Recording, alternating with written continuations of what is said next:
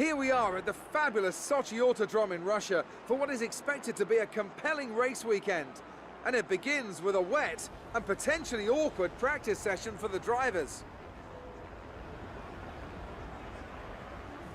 I'm here with Anthony Davidson once again. Nice to see you, Ant. And I wanted to ask you about how you go about improving the car over the course of a practice session. How much would you say is already known from the pre-race simulations? And how much do you have to do, how much do you have to work on with a real car on a real circuit? Well, that's a good question, Crofty, and I suppose the simple answer is that there's no such thing as too much information. As you say, the bigger teams have very complex simulations, vast numbers of clever people crunching the numbers back at base, but what they can't tell you is stuff like how the track condition's going to be, or what the temperature's going to be doing over the course of the day, and how all of that's going to be interacting with the tyre. There are so many millions of tiny variables involved in getting these cars around a racetrack quickly, but the computer can't tailor the car to a driver's specific balance requirements. At some point, you still need to put a human being in there and have them feel it through the seat of their pants. And that's why we end up with different drivers having different setups. So what I'm trying to say is, Crofty, nothing beats on-track testing.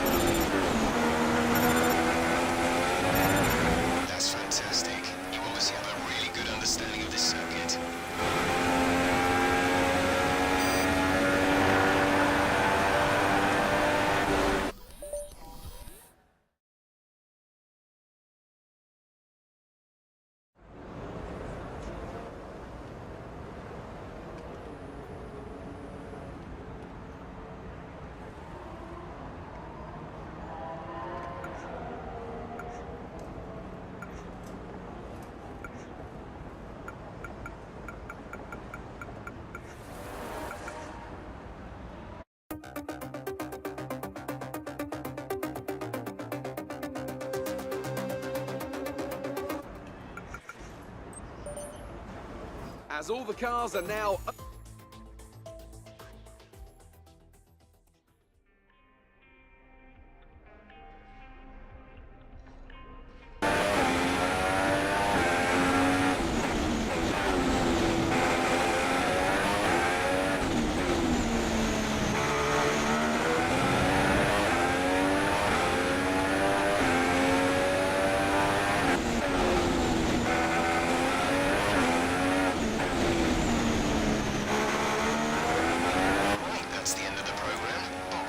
so we can analyze the data.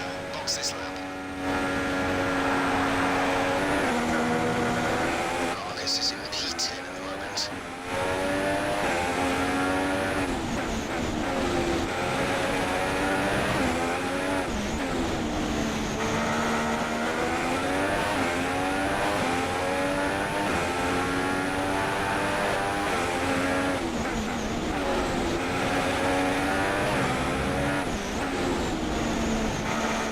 To remain dry for a while. We will update you if the outlook changes.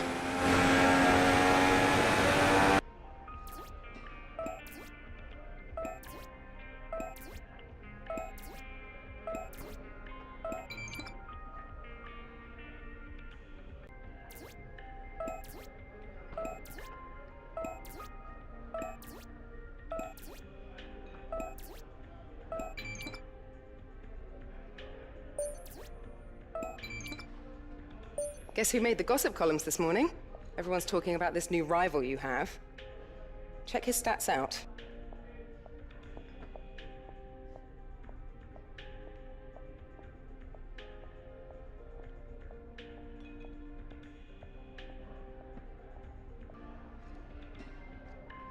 Hi, how are you?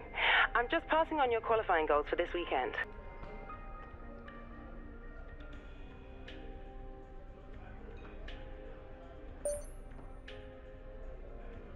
Welcome back to Sochi. We're about to be joining the action down in the pit lane as the cars get ready to embark on their qualifying runs.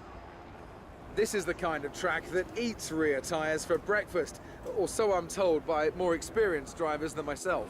Well, tyre management is key here, specifically the rears. It's all too easy to overheat and wear the rear tyres as they're punished out of the low-speed corners. Most teams won't be able to avoid some kind of issue here, especially the teams that are running less downforce.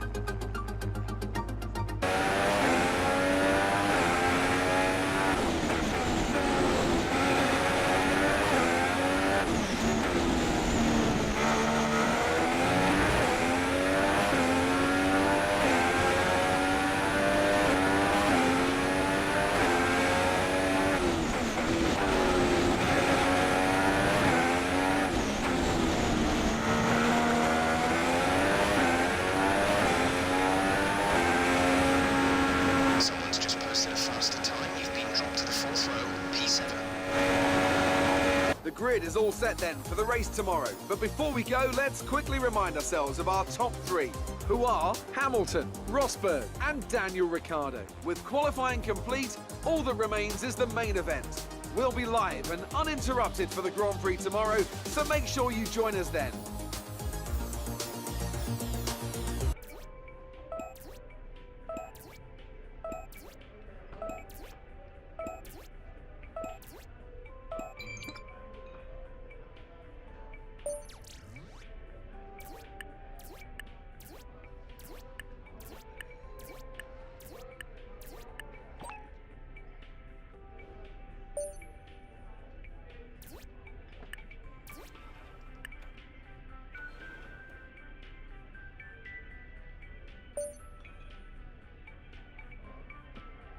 Hey, how are you? I have some information on the race goals you should keep in mind.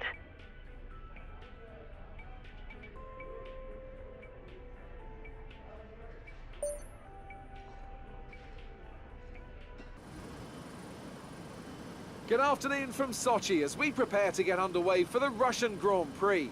The championship battle has some time to go yet, but still expect no quarter to be given here on this circuit that made its debut in 2014 and has already seen some classic racing. Built on the shores of the Black Sea, the Sochi Autodrome is a 3.6-mile tour around some of the venues built for the 2014 Winter Olympic Games. Close barriers may make overtakes more challenging, but with 56% of the lap taken absolutely flat out, we certainly won't be wanting for pure speed. A fitting arena then to do battle at the pinnacle of motorsport. And alongside me to take you through it all is none other than Anthony Davidson. This was a circuit that I think in its inaugural race got off to a bit of a shaky start, but since then it's really drawn the fans in and become a very popular event. What do you think changed? Well, this just goes to show the importance of fixing problems as and when you discover them. As a complete unknown quantity in 2014, the tyre choice was quite conservative, which didn't really allow much in terms of different strategy options. So it was pretty much as you were from lights to flag.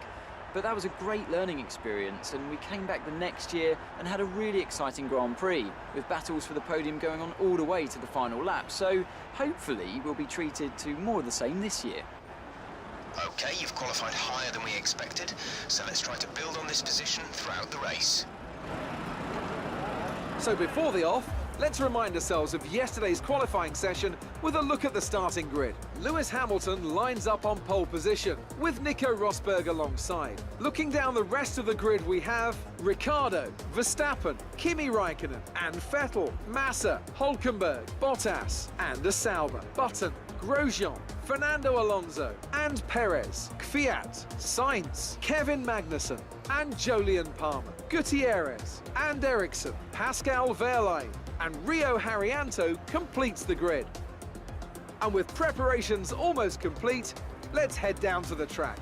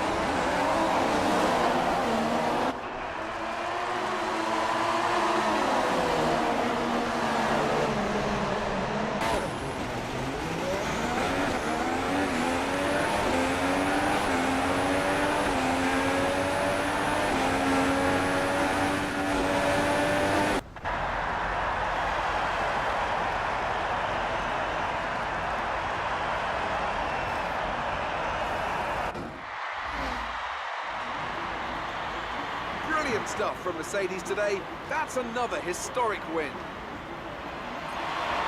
Anthony, what do you think made the difference here?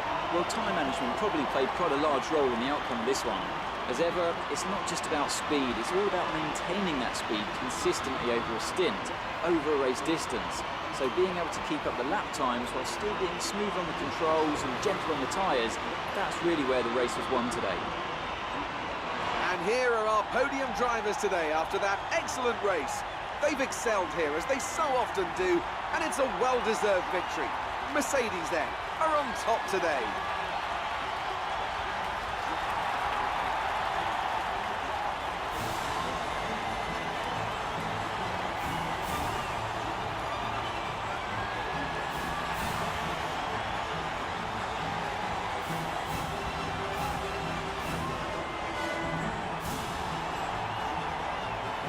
So then, it's time to see how this result affects the Drivers' Championship. It's a good result for Nico Rosberg, who extends his advantage at the top of the championship. And now I'd like to ask you, Anthony Davidson, who was your driver of the day?